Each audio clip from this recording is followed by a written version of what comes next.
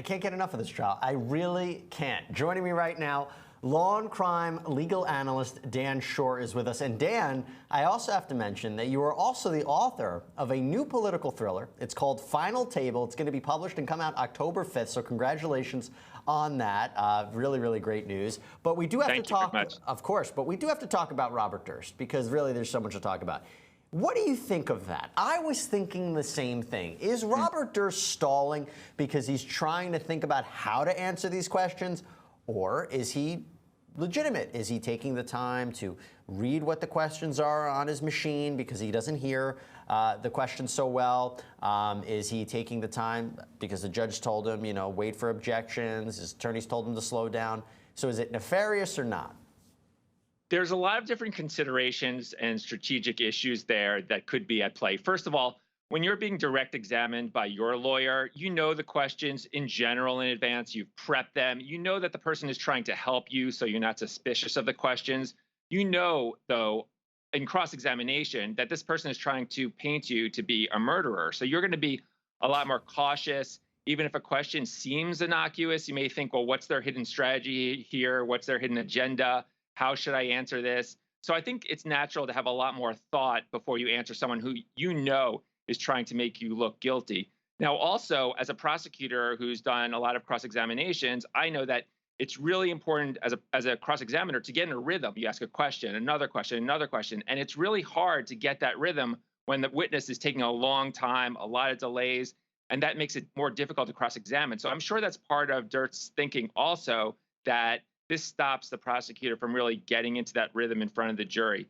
How much his health is affecting this, that's another issue also that's been debated here. Yeah, I mean, he looks a lot different than he did when he was testifying in his Galveston, Texas trial, clearly. But look, Lewin is also taking his time because he has to go through so many different areas with this defendant. And yesterday he also talked about and brought up the fact with Robert Durst, his personality. Dan, now Lewin has hit the gamut of questions here, talked about try to catch Durst in his lies, just the absolute absurdity of some of the things that Durst has been up to or some of the statements he's made. What was the purpose of trying to nail him down on this point, though?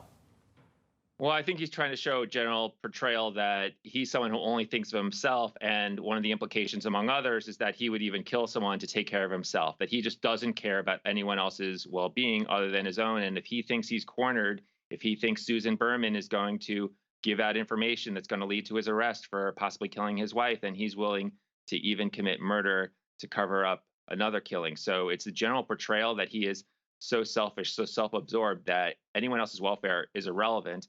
It's an odd series of questions. You don't see it like this usually because you're not going to get an admission usually from a defendant who's going to say, yes, I only care about myself. I don't care about other people. But understand that the prosecutor is trying to show this for the jury, make this point for the jury, even if the defendant himself, Durst, doesn't admit to it. And there was the interesting part is Durst has chosen to take the stand. He thinks it's doing him some good.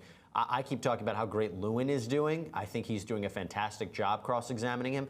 Is Durst winning any points in your mind? I don't think he's winning points on the facts. He's not trying to show that he's innocent. I mean, he's trying to show that he's innocent. I don't think he's successfully showing that he's innocent. If there's any point he's winning, it's that he's this frail person who, even though the murder was 2 decades ago, the jury's going to see this sick guy who's not in good health, who has trouble speaking, and it's hard to picture him physically killing somebody else. And it's important the prosecution make that point really clearly for the jury, that the Durst you're looking at now isn't the Durst who allegedly committed this murder. It's a stronger, younger Durst. But I think if he's winning anything, it's just that physical portrait of him as this weak guy is more sympathetic.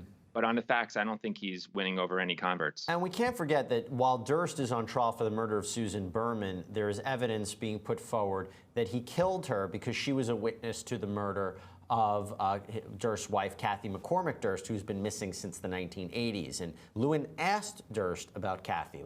Okay, so Dan, I mean, this is a guy whose defense team has put forward that it's possible Kathy McCormick Durst ran off, you know, that he didn't murder her, that she got on that train to Manhattan, never was seen from again.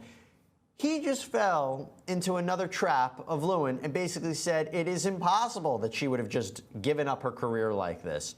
What does that mean? What does that say? Why would he say that?